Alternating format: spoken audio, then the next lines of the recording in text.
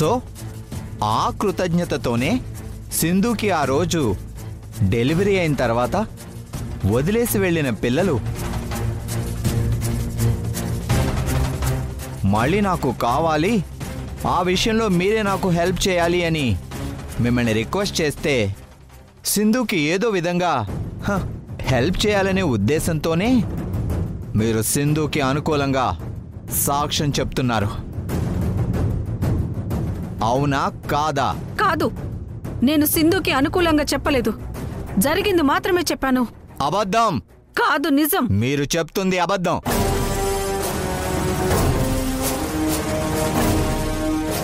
తప్పుడు సాక్ష్యం యువరానా.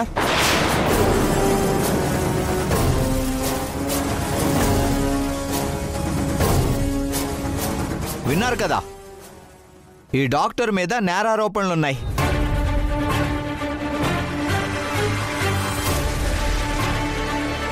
అలాగే సింధుకి క్రైమ్ హిస్టరీ ఉంది.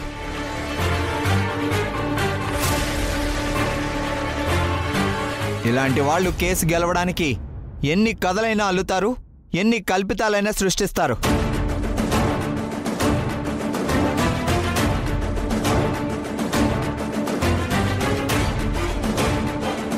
వీళ్ళ మాటలు నమ్మడానికి వీల్లేదు.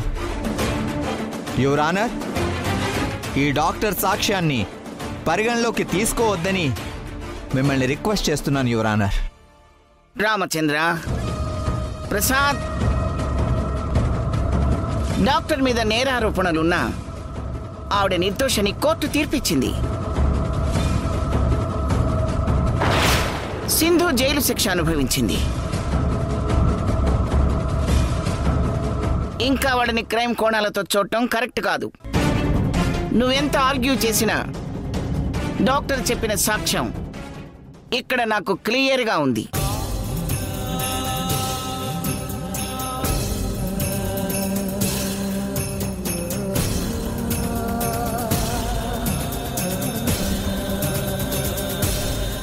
ఇక మీరు వెళ్ళొచ్చు.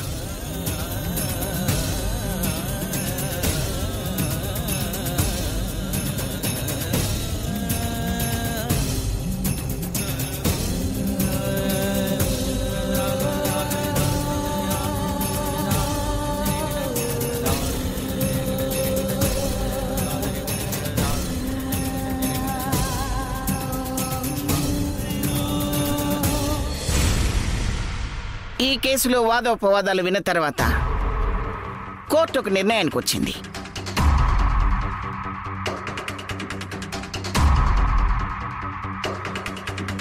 ఒక తల్లి నుంచి బిడ్డల్ని వేరు చేయడం అనేది అన్యాయం.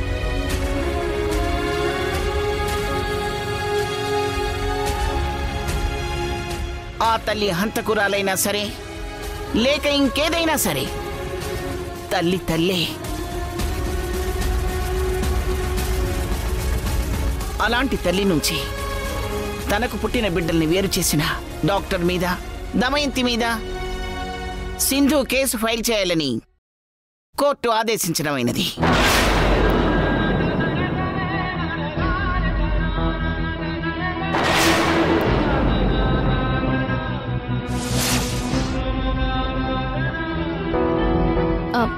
జడ్జ్ గారు, మీరు అనుమతిస్తే నేను ఒకసారి మాట్లాడాలనుకుంటున్నాను. Yes, permission granted.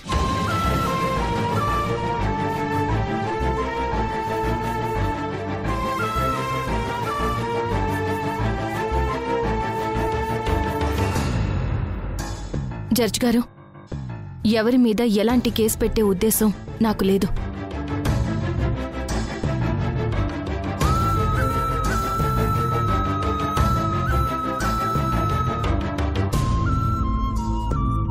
చేసిన తప్పు తెలుసుకుని పశ్చాత్తాపంతో ఆ డాక్టర్ గారు నాకు సహాయం చెయ్యాలని జరిగిన నిజం నాతో చెప్పారు.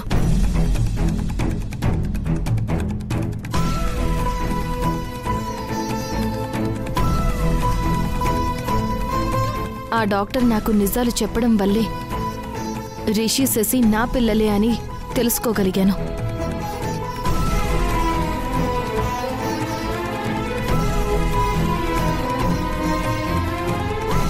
వాళ్ళ కోసం పోరాటం చేశాను. నా పిల్లల్ని దక్కించుకోవడం కోసం కోర్టులో కేసు వేశాను.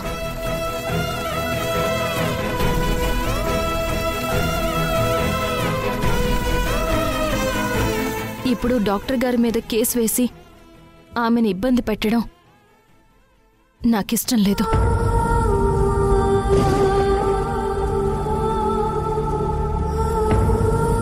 రామచంద్ర, అదేమిటి సింధు, నీ విషయంలో తప్పులు చేసిన వాళ్ళని ఎలా వదిలిపెడతాం? నా విషయంలో తప్పు చేసిన వాళ్ళని క్షమించడమే నాకు తెలుసు, శిక్షించడం నాకు రాదు జడ్జి గారు.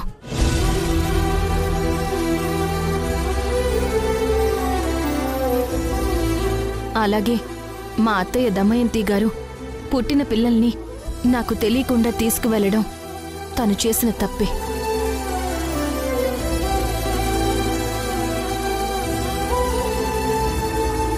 కానీ ఇన్నేళ్లు తానే అమ్మగా మారి నా పిల్లల్ని పెంచి పెద్ద చేసింది.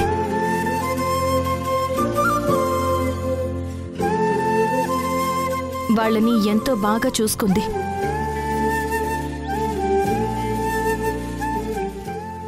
ఆమె గనక ఆ రోజు పిల్లల్ని తీసుకుని వెళ్ళకపోయుంటే ఆ టైంలో జైల్లో శిక్ష అనుభవిస్తున్న నేను నా పిల్లల్ని సరిగ్గా చూసుకునే అవకాశమే ఉండేది కాదు.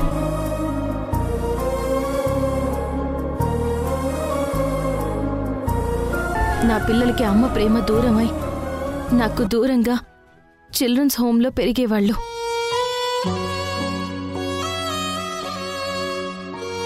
నా పిల్లలకి ఈ అమ్మ ప్రేమని దూరం చేసిన నాన్న ప్రేమని, నాన్నమ్మ తాతయ్యల అభిమానాన్ని మా అత్తయ్య అందించారు.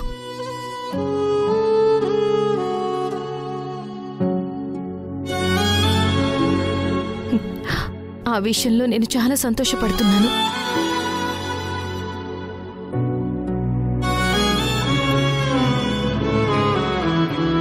ఇది నా రిక్వెస్ట్ జడ్జి గారు. నాకు ఎవరి మీద ఎలాంటి కోపం లేదు. నా వల్ల ఎవరూ ఇబ్బంది పడకూడదు.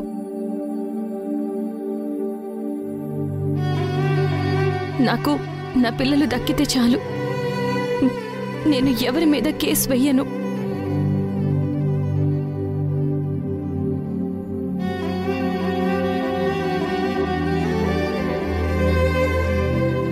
ఎవరి తప్పులు వాళ్లే తెలుసుకుంటారు. ఈ కేసుని ఇక్కడితోనే ఆపేద్దాం. దయచేసి మీరు కూడా మానవతా దృక్పథంతో ఆలోచించి వాళ్ళని క్షమించి వదిలేయమని మిమ్మల్ని చేతులెత్తి వేడుకుంటున్నాను. రామచంద్ర, సింధు అభ్యర్థనని కోర్టు వారు అంగీకరించారు. మానవతా కోణంలో ఆలోచించి డాక్టర్ని దమయంతిని కోర్టు క్షమించి వదిలేయటమైనది.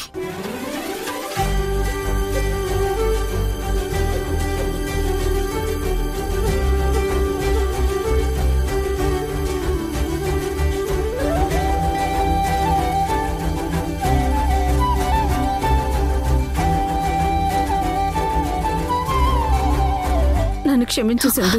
అయ్యో వద్దు మేడం, అలా చేయకూడదు. కూర్చోండి.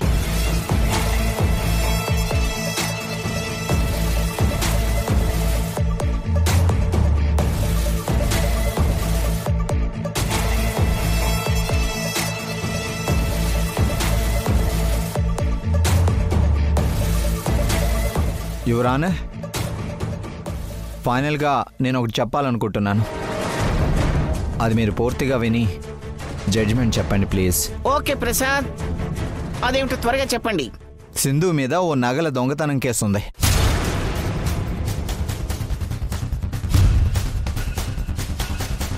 ఆ కేసులో పోలీసుల నుంచి తప్పించుకొని పారిపోయింది.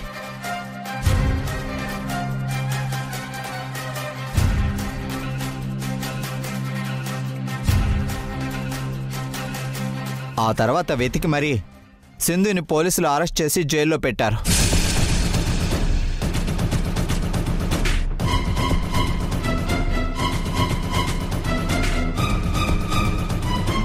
అయితే ఆమెకు బెయిల్ దొరకడంతో ఇప్పుడు ఇలా బయట తిరుగుతోంది. ఇప్పుడు మీరు సింధుకి అనుకూలంగా తీర్పిస్తే రేపు ఆ దొంగతనం కేసులో ఆమె జైలుకు వెళ్ళి మళ్ళీ శిక్ష అనుభవిస్తే అప్పుడు పిల్లల పరిస్థితి ఏంటి?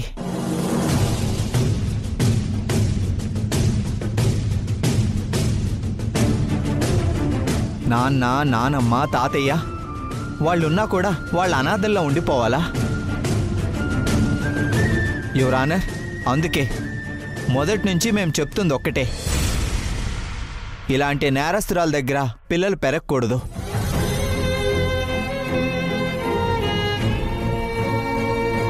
సింధుకి పిల్లలు ఎంత దూరంగా ఉంటే వాళ్ళ భవిష్యత్ అంత బాగుంటుంది యువర్ ఆనర్. సో బాగా ఆలోచించి జడ్జిమెంట్ ఇవ్వాల్సిందిగా కోరుకుంటున్నాను. రామచంద్ర, ఏమిటి ప్రసాద్ నువ్వు మాట్లాడేది? దొంగ సాక్ష్యాలతో కేసును తారుమారు చేయాలని చూశారు. మీరు చేసింది క్రిమినల్ పనులే కదా, మరి దాని గురించి ఏం చెప్తారు? జడ్జి గారు అడుగుతున్నారు కదా, చెప్పండి ప్రసాద్ గారు. కోర్టులో దొంగ సాక్ష్యాలు ప్రవేశపెట్టినందుకు నీ మీద, నీ క్లయింట్స్ మీద కేసు వేయాలి.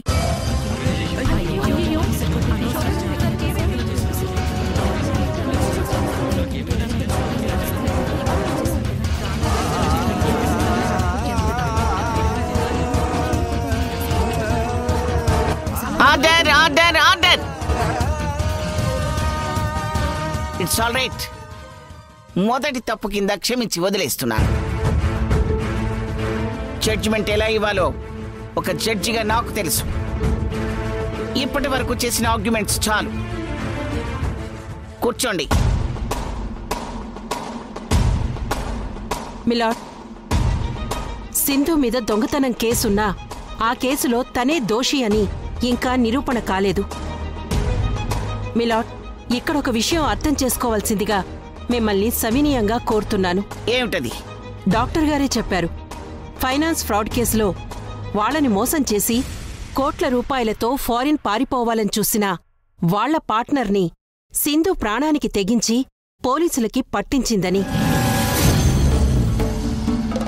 కోట్ల రూపాయలు కాపాడి ఎంతోమంది ఫైనాన్స్ బాధితుల జీవితాల్ని నిలబెట్టిన సింధు ఆ నగలు దొంగతనం చేసింది అంటే ఎవరు నమ్ముతారు మిలాడ్?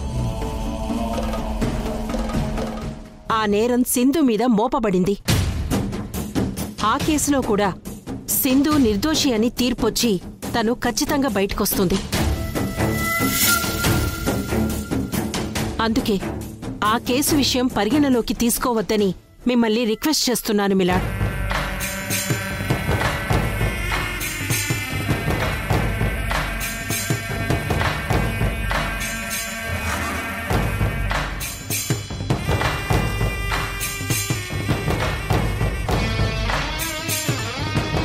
మిస్టర్ యష్, ఫైనల్ గా పిల్లలకి తండ్రిగా మీరేదైనా చెప్పదలుచుకుంటే చెప్పచ్చు.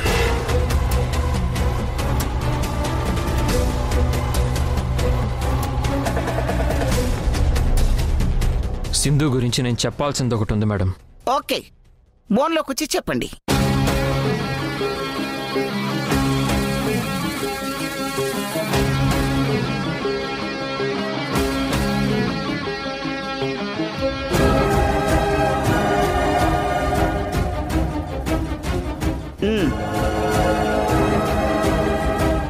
సింధుకి తెలియకుండా పిల్లల్ని తీసుకురావడం తప్పే, అది నేను ఒప్పుకుంటాను.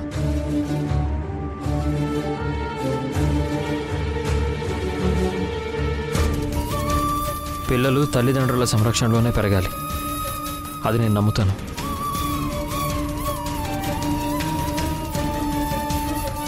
ఏంటి సంధ్య ఇది? వీడు సింధుకు సపోర్ట్ చేసి మాట్లాడుతున్నాడేంటి? అది నాకు అర్థం కావడం లేదు అవతా. కానీ పిల్లల భవిష్యత్ అనేది చాలా ముఖ్యం జడ్జి గారు. ఆ విషయంలో సింధు పూర్తిగా న్యాయం చేయలేదు.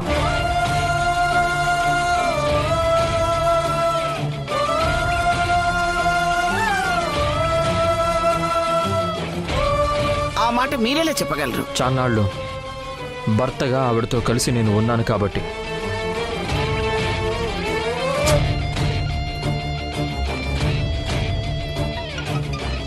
సింధు జీవితం, తన వ్యక్తిత్వం, తన ఆలోచనలు అన్నిటి గురించి నాకు క్షుణ్ణంగా తెలుసు కాబట్టి.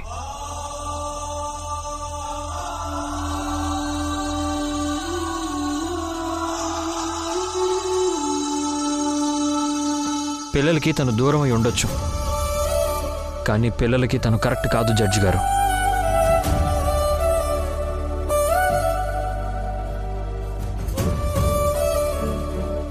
తను కూడా ఇప్పటికీ ఒంటరిదే. జాబ్ లేదు, ఆదాయం లేదు. తనే ఒకరింట్లో గెస్ట్లా ఉంటుంది. పిల్లల అవసరాలు, చదువు, వాళ్ళ సరదాలు ఇవన్నీ ఎలా తీరుస్తుంది? అసలు ఏ ఆధారం లేని సింధు మీద పిల్లలు ఆధారపడితే వాళ్ళ జీవితం ఏ విధంగా బాగుపడుతుంది?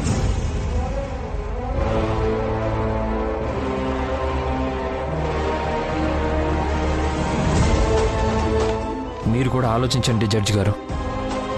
ఇవాళ పొద్దున్న లేసి బ్రష్ మీద వేసుకునే పేస్ట్ నుంచి రాత్రి పడుకునే ముందు వెలిగించే దోమల కాయిల్ వరకు ప్రతిదీ డబ్బులతో ముడిపడి ఉంటుంది. ఇన్నేళ్లు నేను నా పిల్లల్ని ఒకటే పద్ధతిలో పెంచుకుంటూ వచ్చాను. వాళ్ళ ప్రతి అవసరం నాకు తెలుసు. వాళ్ళ మంచి భవిష్యత్తుకి బాట వేశాను.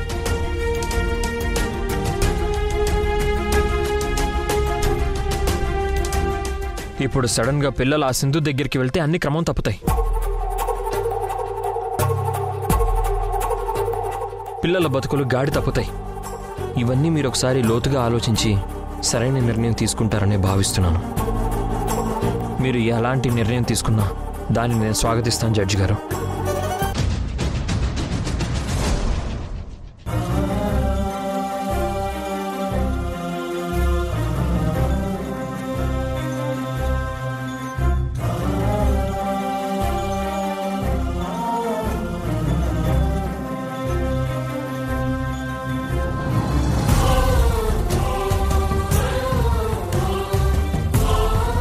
సింధు, నీ భర్త చెప్పిన విషయాల మీద నువ్వేమైనా చెప్పదలుచుకుంటే చెప్పచ్చు.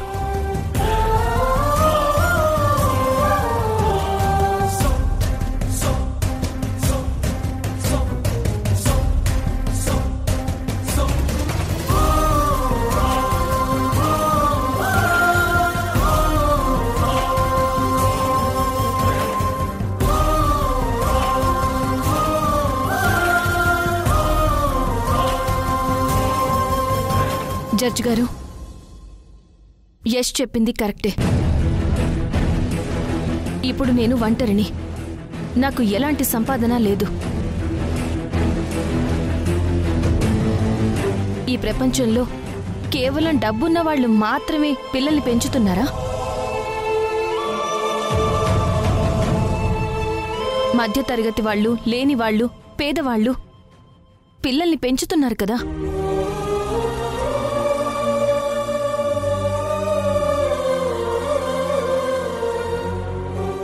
పిల్లల అవసరాలకి యష్ చెప్పినట్టు డబ్బే ప్రధానం, ఒప్పుకుంటాను. ఆ డబ్బు సంపాదించడం కోసం అమ్మగా కష్టపడతాను. పిల్లల పోషణ, చదువు విషయంలో జాగ్రత్త పడతాను. అవసరాలు, చదువుతో పాటు పిల్లలకి ముఖ్యంగా తల్లి ప్రేమ, అనురాగం, మమకారం కూడా అవసరమే కదా జడ్జి గారు. చాలా కుటుంబాల్లో తండ్రి సంపాదిస్తే తల్లి ఇంటిని, పిల్లల్ని చూసుకుంటుంది.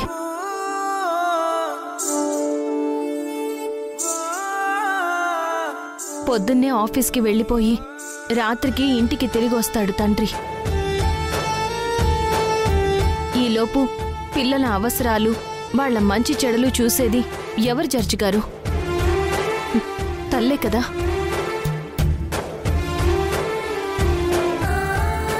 మరి ఈ విధంగా ఆలోచిస్తే తండ్రిగా కరెక్టేనంటారా? పిల్లల విషయంలో తల్లి గొప్ప, తండ్రి తక్కువ అని చెప్పాలని నా ఉద్దేశం కాదు.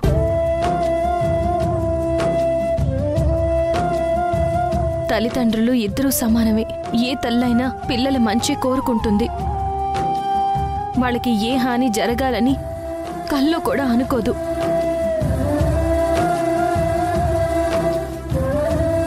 నా పిల్లల్ని నా నుంచి దూరం చేశారు. అయినా నేను ఎవరిని సాధించాలని అనుకోలేదు.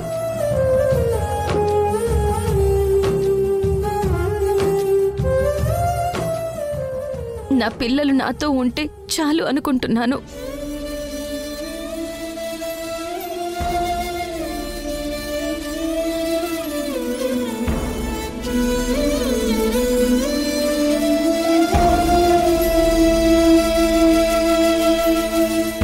మీ మీదున్న ఆ దొంగతనం కేసుని త్వరగా క్లోజ్ చేయమని కోర్టు ఆర్డర్.